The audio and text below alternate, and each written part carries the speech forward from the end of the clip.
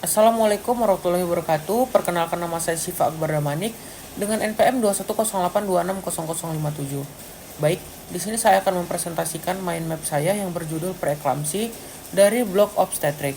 Yang pertama, di sini saya akan membahas tentang definisi yang terlebih dahulu.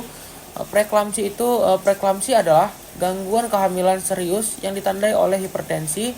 Ini dia lebih dari 140/90 yang baru muncul setelah usia kehamilan lebih dari 20 minggu dan disertai dia ada proteinuri. Ini dia lebih dari 30 mg per 24 jam atau tanda-tanda kerusakan organ. Kemudian etiologi.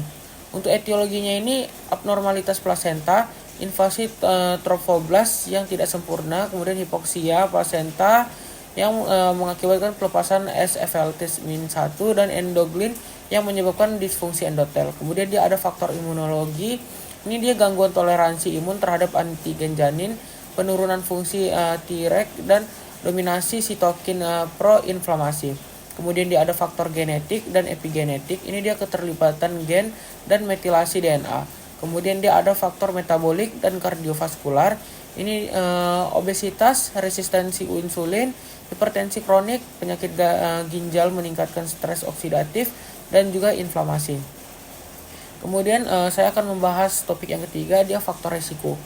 Untuk faktor risiko dari preeklamsi, dia ada usia ibu ini kurang dari 20 tahun atau lebih dari 35 tahun, kemudian paritas tinggi atau multipara atau grand multipara. Kemudian ada riwayat preeklamsi sebelumnya, kemudian hipertensi kronis, diabetes mellitus, penyakit ginjal, ada juga obesitas, gangguan autoimun, kehamilan ganda, dan juga stres kerja dan antenatal care yang buruk.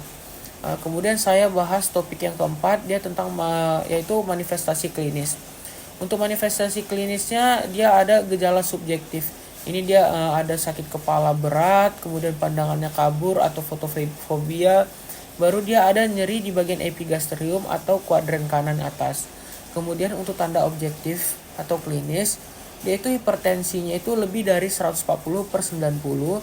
Kemudian ada edema umum, sama ada dia dijumpai trombositopenia. Ini dia kurang dari 100.000 per 100.000. Kemudian saya akan membahas yang topik berikutnya, yang kelima, yaitu cara menegakkan diagnosa.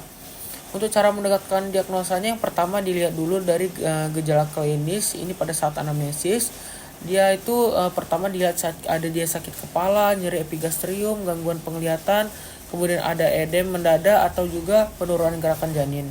Kemudian di bagian pemeriksaan fisik itu dilihat juga tekanan darahnya. Dia biasanya itu di atas lebih dari 140/90. Ini 2 kali interval lebih dari 4 jam. Kemudian dia ada refleks tendon meningkat atau hiperrefleksia, baru dia ada tanda edem dan gangguan kesadaran. Kemudian pada saat pemeriksaan penunjang itu dilihat urinalisa 24 jamnya.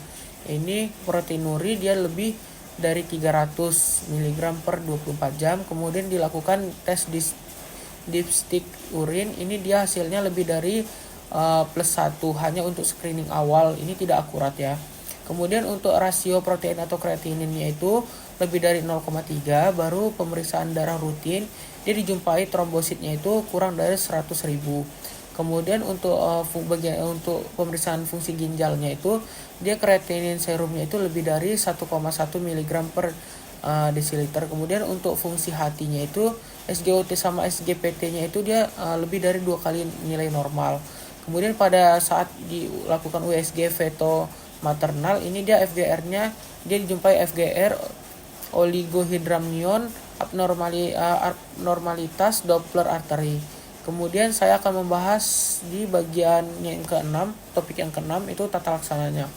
Untuk tata laksananya, yang pertama dia ada antihipertensi. Ini dia digunakan jika tekanan darahnya itu lebih dari 160/110 atau disertai juga dengan gejala berat. Obat-obat yang digunakan itu contohnya itu dia ada labetalol,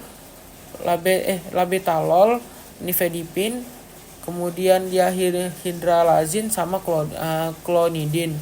Untuk klonidinnya ini biasanya aman untuk janin ya. Kemudian yang kedua dia ada antikonvulsan. Ini dia pencegahan kejang. Ini dia diberikan magnesium sulfat atau MgSO4 4 gram bolus IV. Kemudian dilanjutkan 1-2 gram per jam setelah 24 jam postpartum. Kemudian bila dia kejang berulang, dia ditambahi 2 gram MgSO4-nya bolus atau alternatifnya seperti diazepam, lorazepam sama levetiracetam. Kemudian ada dia manajemen persalinan. Kalau dia preeklamsi ringan, itu dia ekspektatif jika kurang dari 37 minggu. Observasi ketat ibu dan janin. Kemudian kalau dia preeklamsi berat, dia terminasi kehamilan jika lebih dari 34 minggu atau jika kondisi memburuk. Ini dengan mempertimbangkan maturasi janin dan stabilitas ibu. Kemudian untuk evaluasi ini dilakukan USG, profil biofisik, Doppler arteri umbilikalis. Kemudian masuk topik yang ketujuh itu dia komplikasinya. Untuk komplikasi yang pertama komplikasi maternalnya biasanya itu dia eklamsi atau kejang, edem paru, gagal ginjal akut, sindrom HELLP, baru stroke, koagulasi intravaskular diseminata, disfungsi hati dan perdarahan postpartum. Kemudian kalau untuk komplikasi pada janin itu dia restriksi pertumbuhan janin, oligohidramnion, hipoksia janin kronis, kematian janin intrauterin, persalinan prematur dan juga asfiksia neonatorum. Kemudian untuk materi yang terakhir itu dia prognosis. Untuk prognosisnya pada ibu itu tergantung pada keparahan, kecepatan diagnosis dan juga tata laksananya. Kemudian wanita dengan riwayat preeklamsi memiliki resiko lebih tinggi terkena hipertensi kronik, penyakit ginjal dan penyakit kardiovaskular dalam 5-10 tahun setelah kehamilan.